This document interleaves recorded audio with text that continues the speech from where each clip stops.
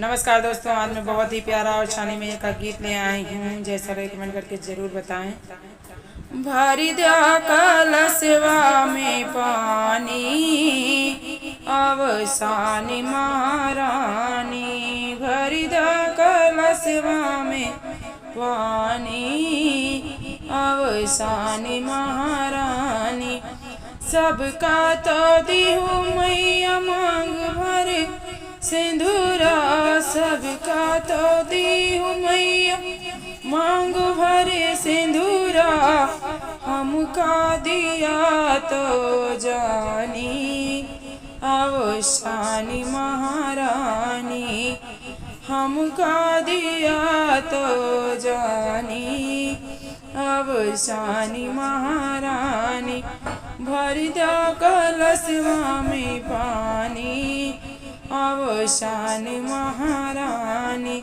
सबका तो दिहु मैया बाहु भरी चूड़िया, सबका तो दिहु मैया बाहु भरी चूड़िया।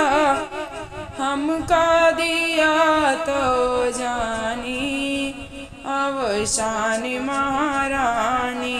हमका दिया तो जानी, अवसानी महारानी।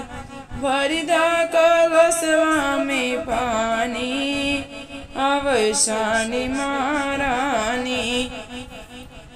सबका तो दिहु मैया पाँव भरे महावरे, सबका तो दिहु मैया पाँव भरे महावरे। हमका दिया तो जानी, अवसानी महारानी। हमका दिया तो जानी, अवसानी महारानी। भरी दा कलशवा में पानी, अवसानी महारानी। सबका तो दिहु मैया पैर के बिछुआ, सबका तो दिहु मैया पैर के बिछुआ। हमका दिया तो जानी, अवसानी महारानी। हमका दिया तो जानी, अवसानी महारानी। भरी दा कलशवा में पानी, अवसानी महारानी।